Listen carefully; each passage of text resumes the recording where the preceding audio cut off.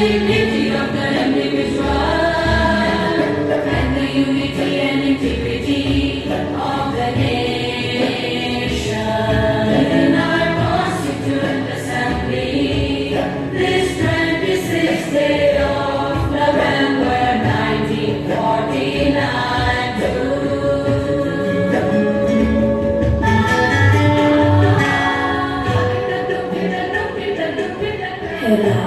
Adopt, enact, and give to ourselves this Constitution.